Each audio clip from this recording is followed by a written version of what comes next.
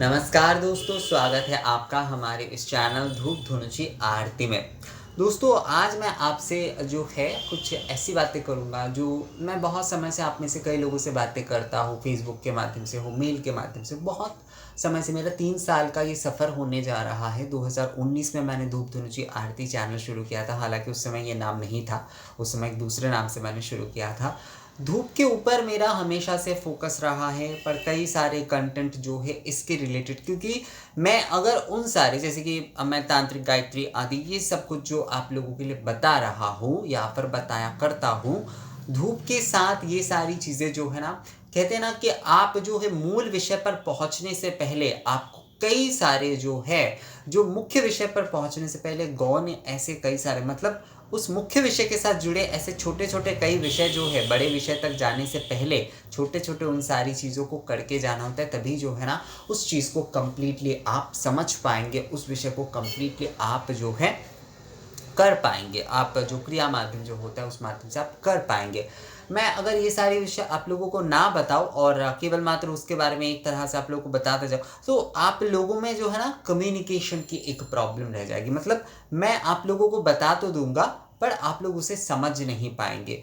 तो वो सारी चीज़ें बताकर कोई फ़ायदा नहीं है, तो इसलिए मुझे लगता है कि ऐसे कई सारे जो विषय हैं, उस विषय पर हमारा लक्ष्य आज भी धूप धुनुची आरती है, हमारा लक्ष्य आज भी जो है धूप पूजा आदि के ऊपर ही है। और आगे जो है धूप पूजा के ऊपर कई सारे और आपको विषय मिलने वाले हैं। हमारा फ़ोकस जो है बहुत ही जल्द जो है हम 800 वीडियो के करीब है दोस्तों, और बहुत ही जल्द जो है हमारा इस तरीके से एक नए तरीके से जो है धूप आदि के ऊपर आप लोगों को कई सारे वीडियो मिलते रहेंगे। और हमारा उद्देश्य, बहुत सारे लोग कहते हैं कि आप के उद्देश्य नहीं, हमारा उद्देश्य बिल्कुल नहीं बदला है, बल्कि आप देखिएगा हर तरह के ये जो गायत्री आदि ये सारी चीज़ें जो है वो धूप आदि के साथ ही रिलेटेड है, तो उस विषय को ही जो है मैं हमेशा आप लोग को बताता हूँ। आज जो है ये वीडियो एक्चुअली मैं बना रहा हूँ, बहुत सारे लोगों से अब मैं जब बात करता हूँ तो उनमें कई समय मुझे ना एक अहम लगता है। अहम किस बात की? कि बहुत सारे लोग शास्त्र पढ़े हैं, धूप धुनुची धूप के बारे में कई लोग जानते भी, कई लोग मुझे बताते भी हैं उसके बारे में कि दादा ये हमें मिला, दादा ये हमें मिला, इस पुराण में ये है, उस पुराण में ये है। पर बहुत सारे समय बहुत सारे लोगों के ना कई सारे तर्क भी आ जाते हैं, मतलब कुतर्क मान लीजिए, तर्क मान लीजिए, जो भी मान लीजिए, ये सारे विषय आ जाता है। मैं कई समय जो है इन सारे विषयों के ऊपर रिप्लाई करता हूँ, कई समय जो है इन सारे विषयों के ऊपर रिप्लाई नहीं करता, मैं मौन रहता हूँ। ऐसा नहीं है, बहुत सारे लोग ये समझ लेते कि इन्हें शायद नहीं पता है, तो वो और भी ज़्यादा बोलते जाते, बोलते जाते, बोलते जाते। ऐसा नहीं है कि मुझे हर समय जो है, वैसे तो मुझे बहुत सारे विषय अभी भी नहीं पता है, पर ऐसा नहीं कि हर समय मुझे उन सारे विषयों की जानकारी नहीं है, पर मैं मौन इसलिए रहता हूँ ताकि बेकार में, कुतर्कों में जो है उलझ कर जो है ना अपनी एनर्जी को जो है कभी भी खराब नहीं करना चाहिए दोस्तों, ये मैं मानता हूँ। क्योंकि मुझे कई सारे और काम करने होते, कई सारी चीज़ों को मैनेज करके मुझे वीडियो आदि बनाने होते। शास्त्र को लेकर हमारी एक अहम ये जो विषय है कि हम शास्त्र पाठ करते हैं, हम शास्त्र के बारे में जानते हैं, हम कई सारे पुराण शायद पढ़ते हैं, हम वेद पढ़ते हैं, हम जो है तंत्र आगम आदि विषय को पढ़ते हैं, कई सारे और धार्मिक पुस्तक आदि पढ़ते हैं, रामायण पढ़ते हैं, गीता पढ़ते हैं। इन सारी चीज़ों को पढ़ने के बाद जो है ना हमारा उद्देश्य क्या है ये हम लोग समझ नहीं पाते हैं ज़्यादातर।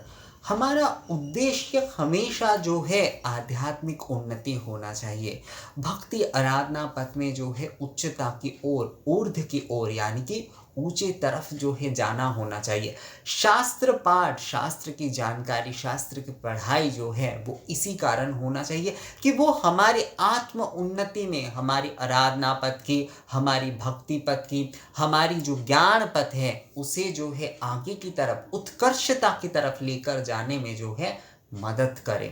पर ज़्यादातर लोग क्या करते हैं कि उन्होंने गीता 20 बार 25 बार पढ़ लिए हैं, तो वो अपने आप में एक बहुत अहम जो है वो पाल लेते हैं। उन्हें शायद दुर्गा सप्तशती जो है वो कंठस्थ है, तो वो अपने मन में अहम पाल लेते हैं। उन्हें रामायण की चौपाइयाँ जो है वो पूरी तरीके से कंठस्थ है, तो वो अपने मन में अहम पाल लेते कि हम तो ये चौपाइयाँ जानते हैं, हम तो ये मंत्रों को संपूर्णता से जानते, ये तो हमारे कंठस्थ है। कुछ आप उनसे बताने जाएंगे तो वो 2-4 मंत्र आपको सुना देंगे।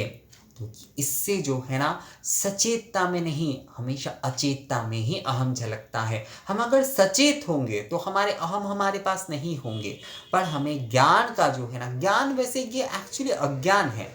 अज्ञान अविद्या ही जो है हमेशा अहम देता है। ज्ञान कभी भी अहम पैदा नहीं करता है। ज्ञान हमेशा आपको शुद्ध करेगा। ज्ञान आपको जो है आपके आराधना पद के ऊर्ध्वता के ओर, उत्कर्षता के ओर जो है वो लेकर चलेगा। ज्ञान आपको कभी भी जो है ना भटकने नहीं देगा। पर ये जो ज्ञान रूपी जो अज्ञानता है, जो कि हमारी अंधकार सोच है, वही जो है हमें इस प्रकार के अहम करने पर मजबूर करता है, जो कि हम समझ भी नहीं पाते।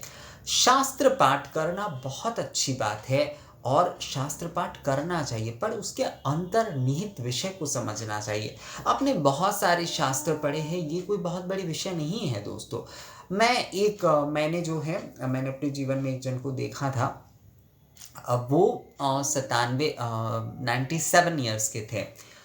तो उन्होंने अपने जीवन में केवल मात्र जो है वो तंत्र शास्त्र को पढ़े थे, और उसके साथ साथ अथर्ववेद के वो ज्ञाता थे। तंत्र शास्त्र और अथर्ववेद के वो जो है वो बहुत अच्छे ज्ञाता थे। मतलब आप किसी भी जगह से उनसे पूछिए, किसी भी तरह से उनसे पूछिए, वो जो है उसके बारे में बताते थे। तो उनके मन में पर कोई अहम नहीं था, क्योंकि वो एकाग्र हो गए थे उस विषय में। उनका ज्ञान इतना भर चुका था कि वो जो है ना इन सारे विषयों को, और मैंने उनसे कई बार उनसे जो है पूछा था कि पुराण आदि इन सारे विषयों में मैं जब उनसे चर्चा करता था, ऐसा नहीं है कि इतने ज्ञानी व्यक्ति इन सारे विषयों के बारे में नहीं जानेंगे, पर वो शायद ये समझते कि वो विषय उनके विषय नहीं है, या फिर उनका सब्जेक्ट नहीं है। वो उन विषय में शायद अपने आप को उतना ज़्यादा पारंगत जो है वो नहीं समझते, खुद नहीं समझते हैं शायद। तो इस वजह से जो है वो सीधा बता देते थे कि मुझे जो है नहीं ज्ञान है, मुझे पुराण की ये विषय जो है वो नहीं ज्ञान है, मुझे इसके बारे में नहीं पता है। तो ये होता है ज्ञान, ये होता है ज्ञान दोस्तों। जब हम ये बता पाते हैं ना कि हमें नहीं पता है, हमें जो है ये चीज़ नहीं आता है, हम जो है इस चीज़ को नहीं पढ़े हैं, हमें जो है इसकी जानकारी नहीं है, हमें सिर्फ इसी बात की जानकारी है, तो वो होता है ज्ञान। अज्ञानता, अहमता ये होता है कि हम जब जो है थोड़े बहुत हर चीज़ को पढ़ने की कोशिश करते हैं, वो अज्ञानता है। हर चीज़ को, हर तरह की चीज़ों को हम जो है ना अपने आप में समाने की कोशिश करते हैं, वो अज्ञानता है दोस्तों। वो कभी भी ज्ञान नहीं है, वो हमेशा अज्ञानता है, क्योंकि आप उसमें एकाग्र नहीं हो पाएंगे। बहुत सारे लोग जो हैं वो पुराण भी पढ़ते हैं, वो वेद भी पढ़ते हैं, और वो तंत्र शास्त्र आदि सभी पढ़ने की कोशिश करते हैं। उनका उद्देश्य किसी भी प्रकार के आराधना पथ में, या फिर किसी जो है इस प्रकार की भक्ति पथ या फिर आध्यात्मिक पथ में उन्नति करना नहीं है। उनका विषय जो है वो तर्क करना है, उनका विषय जो है वो तर्क करना है। वो इन ग्रंथों के अंतर्निहित विषय को नहीं जानना चाहते। वो इन सारी चीज़ों को कंठस्थ करके या पढ़ के जो है वो एक प्रकार से एक शिक्षक की तरह बनना चाहते। शिक्षक कहना भी एक गलत होगा, एक पंडित बनना चाहते। वो पंडित और शिक्षक में बहुत अंतर होता है दोस्तों। पंडित जो होते हैं ना, वो हमेशा सोचते कि हमारे पास बहुत ज्ञान है, हमारे से किसी भी प्रकार का कोई ज्ञान जो है वो हम किसी को भी हरा सकते हैं हमारे पास के ज्ञान से। ये एक पंडित होने का अहम होता है। इस श्री रामकृष्ण देव जी भी कहते हैं कि पंडित और साधु में अंतर ये होता है कि पंडित जो है हमेशा ज्ञान को जो है अपने भीतर रखना चाहता है, और साधु जो है वो शिक्षक होता है। असल में वो सभी में ज्ञान को जो है वो बांटना चाहता है, ताकि वो लोक कल्याण के लिए हो। तो पंडित के यहाँ पर अर्थ जो है कोई पुजारी आदि से नहीं है। पंडित का अर्थ है जो कि पढ़ के अपने आप को जो है बहुत ज्ञानी समझते हैं। यहाँ पर इस तरह से जो है इस विषय को कहा जा रहा है। तो हमें जो है हमेशा शास्त्र पाठ आदि जो कुछ भी करना चाहिए, वो हमेशा उसके अंतर्निहित विषय को समझे। आप एक श्लोक पढ़िए, आप एक मंत्र पढ़िए, उसके अंतर्निहित मूल जो विषय है उसे जो है समझकर, उसे जो है अपने अंतर में जो है ना धारण करते हुए उस विषय को आप पढ़िए, उसे समझिए। एक श्लोक में ही देखिएगा आपके उस पूरा ग्रंथ की जो विषय है ना वो संपूर्ण समाहित है। स्वामी विवेकानंद जी कहते हैं कि अगर आप जो है गीता की एक श्लोक को बहुत सही तरीके से समझ लेते हो तो संपूर्ण गीता जो है आप संपूर्णता समझ सकते हो। मतलब गीता की जो भावना है, गीता की जो भाव है, वो हर एक श्लोक में जो है ना स्वतंत्र रूप से विराजता है। तो आप अगर जो है एक श्लोक को स्वतंत्र रूप से समझ लेते हो तो गीता के मूल भाव और गीता के मूल जो सारांश या फिर विषय है आपको उस श्लोक के माध्यम से ही ज्ञान हो सकता है, अगर आप संपूर्ण गीता ना भी पढ़ते हैं तो ये जो विषय है ये हमें ध्यान रखना चाहिए। हमें जो है उसके अंतर्निहित विषय को समझना चाहिए। हमें जो है कभी भी जो है ना किसी के साथ जो है तर्क करने के लिए, किसी को जो है इसमें या ये है इसमें वो है, हम कितना पंडित है, हम कितना बड़े हैं, हमने कितना शास्त्र जाना, हमने कितने शास्त्र पढ़े, हमने 18 पुराण पढ़े हैं, हमने ये पुराण पढ़े हैं, वो नहीं ये पढ़े हैं, हमने तंत्र ये पढ़े, हमने 4 वेद पढ़े हैं, ये जताने के लिए नहीं, आपको अपनी उन्नति के लिए आप ये जो सारी चीजें कर रहे हैं ना, ये केवल और केवल आप अहम के पद पर बढ़ रहे हैं। इसमें आपका जो है किसी भी प्रकार का कोई आत्म उन्नति ही नहीं हो रहा है। तो ऐसे ज्ञान का, ऐसे पाठ का लाभ क्या है दोस्तों? आपको हमेशा उस तरफ जाना चाहिए जहां पर जो है आपकी आराधना, शास्त्र किस लिए होते हैं, हमारे आराधना आध्यात्मिक जीवन को जो है आगे की तरफ लेकर जाए, ऊर्ध्वता के, उत्कर्षता की तरफ जो है लेकर जाए। पर हम वो ना करके जो है उन सारी चीज़ों को पढ़ने की, सभी चीज़ों को जानने की और जो है उसके लेकर तर्क करने के लिए हम शास्त्र पाठ कर रहे, तो हमारे इस शास्त्र पाठ का अर्थ क्या रह जाता है?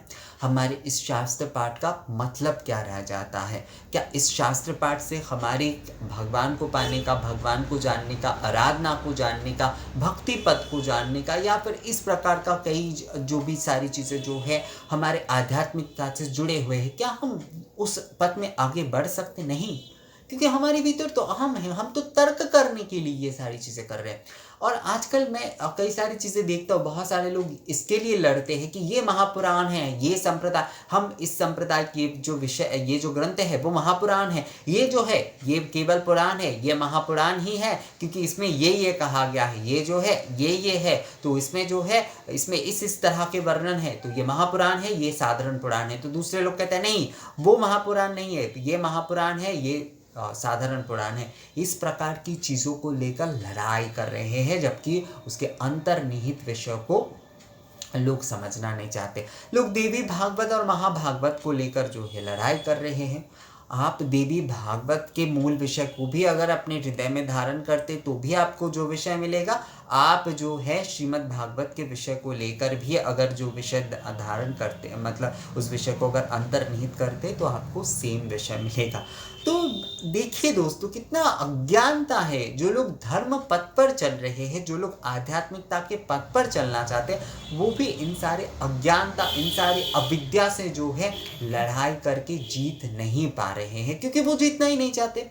वो पंडित बनना चाहते, वो भक्त नहीं बनना चाहते, वो अपने आध्यात्मिक जीवन में जो है उन्नति नहीं करना चाहते। केवल एक संप्रदाय भुक्त हो जाने से कोई भक्त नहीं बन जाता है, केवल कई सारे ग्रंथ और पुस्तक पढ़ने से कोई शास्त्रज्ञ नहीं बन जाता है। शास्त्रज्ञ वही होता है जो शास्त्र को जो है अपने अंतर में धारण करके अपनी भक्ति और आराधना पथ को उन्नति के तरफ लेकर चलता है। जो ये कार्य नहीं कर पाता है वो किसी भी प्रकार से जो है दोस्तों वो भक्त या फिर जो है वो शास्त्रज्ञ नहीं कहा जा सकते। वो केवल कुछ ग्रंथों को, कुछ शास्त्र को पढ़ के जो है वो कंठस्थ करके लोगों के साथ लड़ाई करने के लिए, लोगों को व्याख्या देने के लिए, लोगों को सही गलत बताने के लिए, जैसे कि कई समय जो है चैनल में लोग आ जाते हैं कि सही गलत बताते हैं, मतलब वो वहां पर जो है ना हमेशा अहम का प्रदर्शन करते हैं। जो असल में पंडित होते हैं, जो सही में जो है ज्ञानी होते हैं, वो हमेशा मौन रहते हैं।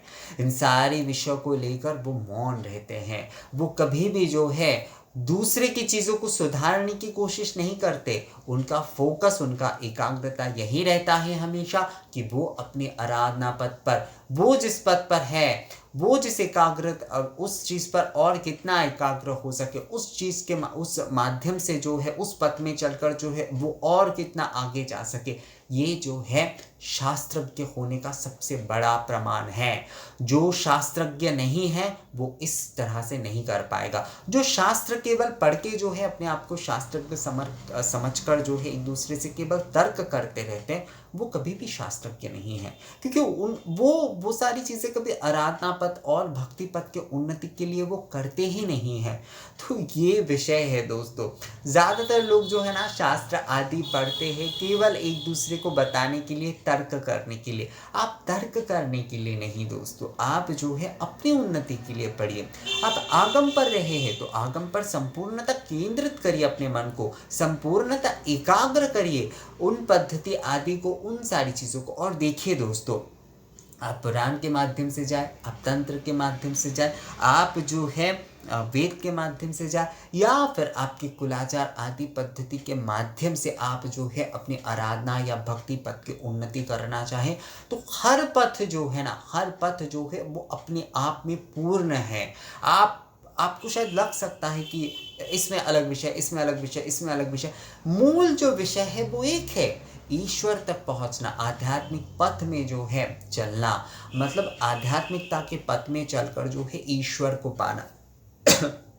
यही जो है हर चीज का मूल विषय है। तो आपने जो भी पथ चुना है, आपने जो भी पथ चुना है, उस पथ में जो है आप एकाग्रता से रहिए और एकाग्रता से जो है उस पथ पर चलते जाइए, चलते जाइए। लोग आपको कह रहे हैं कि नहीं आपका ये पथ जो है इससे ये बेहतर है, उससे वो बेहतर, उन सारी चीजों को आप तब तक ही सुनेंगे जब तक आप जो है लोगों को कोई क्लैरिफाई करना चाहते हैं। जब आपके भीतर लोगों को क्लैरिफाई करने की इच्छा जो है वो समाप्त हो जाती है, तब जो है ये सारी चीज़ें कोई मायने नहीं रखता। पहले मेरे भीतर भी ऐसे कई सारी चीज़ें, मैं बहुत जो है ना ये जो धूप पूजा आदि के बारे में एक्चुअली मैं बहुत पहले से, क्योंकि हमारे यहाँ पर मैंने देखा था पर हमारे परिवार के कई लोगों ने तो उसे एक प्रकार से बंद ही कर दिया था, पर मैं जो है देखा देखी, जितना मैंने देखा था, जितना मैंने जाना था, मैं वो करता था। और कई प्रकार के ऐसे शास्त्र आदि जो है उससे जो है मैं उपमाएं ले लेकर लोगों को बताता कि धूप पूजा का ये वर्णन, ये आदि, वो ये सब। पर उसके बाद मैंने देखा कि इससे तो मैं कुछ नहीं सीख पा रहा हूँ। मैं धूप पूजा को कहाँ सीख रहा हूँ, मैं जो है लोगों को केवल बता रहा हूँ। मेरे आसपास के जो लोग इस चीज़ को सही या गलत बोल रहे हैं, मैं केवल उनके साथ बातें कर रहा हूँ। मैं अपनी उत्कर्षता के लिए, मैं अपनी उन्नति के लिए, मैं धूप पूजा को अपने जीवन में कितना धारण कर पाया हूँ, मैंने कुछ भी तो नहीं किया। तो तब जो है मैंने उसे एक नई तरीके से देखा दोस्तों। तो अब जो है मैं ये एकाग्रता, अब भी जो है मैंने बस शायद 10 कदम ही चला है इस पथ पे जो है अभी दोस्तों। अभी तो बहुत पथ चलना बाकी है इस विषय पर मेरा कहने का अर्थ यही है कि आप अपने पथ पर जो है ना चलते जाइए दोस्तों। आपका हर पथ जो है आपको उस तरफ लेकर जाएगा। पर जो है शास्त्र आदि पाठ करना या फिर ऐसे सारे विषय जो है वो कभी भी आप किसी से तर्क करने के लिए, कुतर्क करने के लिए, किसी से जीतने के लिए या फिर किसी को हराने के लिए मत करिए। आप अपनी आध्यात्मिक उन्नति के लिए करिए। आप अपनी भक्ति पथ को उत्कर्षता की तरफ लेकर जाने के लिए करिए। आप अपने ज्ञान पथ को और भी ज़्यादा प्रकाशित करने के लिए करिए। तभी जो है ना शास्त्र पाठ का सही तरीके से हमारे जीवन में मायने रहता है, वरना इसका कोई मायने नहीं रहता, बस कुछ ग्रंथ पढ़ने जैसा ही रह जाता है। तो मुझे लगता है दोस्तों आप लोगों को समझ में आ गया है ये जो विषय है। मुझे एक्चुअली ये विषय लगा कि आप लोगों से बातें करते, क्योंकि कई समय मैं आप में से कई लोगों से बातें करता हूँ तो उनके कई सारे विषयों से मुझे ऐसा लगता है कि उनमें जो है ना वो शास्त्र तो पढ़ते हैं पर वो अपनी आध्यात्मिक या आराधना उन्नति के लिए नहीं, केवल मात्र उपमाएं देने के लिए, केवल मात्र किसी को बताने के लिए कि मेरे पास भी इस विषय का ज्ञान है। आपके पास उस विषय का क्या ज्ञान है वो आपको दूसरों को क्लैरिफाई करने की, दूसरों को बताने की, दूसरों को स्पष्ट करने की कोई ज़रूरत नहीं है। आप जो है अगर अपने आप में ये निश्चिंत हो जाते हैं कि मेरे पास मेरा जो पथ है उस पथ में चलकर ही जो है मैं अपने ईश्वर को पाऊंगा, मैं अपने ईश्वर को जो है जान पाऊंगा, उनकी आराधना कर पाऊंगा, तो तो जो है दोस्तों वहाँ पर और किसी को कोई क्लैरिफाई करने की कोई विषय ही नहीं है। आप शास्त्र पढ़िए, अवश्य पढ़िए, जो शास्त्र आपको अच्छा लगे, एक बार नहीं आप 1000 बार पढ़िए। आप जो है उसके अंतर्निहित विषय को समझकर पढ़िए। अपने जीवन में अगर आप उसके अंतर्निहित विषय को समझकर नहीं पढ़ते दोस्तों तो उसका कोई लाभ नहीं है। तो उस अंतर्निहित विषय को समझकर पढ़िए, अपने भक्ति और आराधना पद की उन्नति के लिए उसे पढ़िए। कभी भी दूसरों को हराने के लिए या खुद जीतने के लिए शास्त्र मत पढ़िए। तो दोस्तों ये वीडियो आप लोगों को कैसा लगा? इस वीडियो में दिए गए जानकारी या फिर बोल सकते हैं कि आप लोगों के साथ जो मैंने ये जो विषय शेयर किया ये आप लोगों को कैसा लगा? तो मिलते हैं आपसे अगले वीडियो में दोस्तों, तब तक के लिए नमस्कार।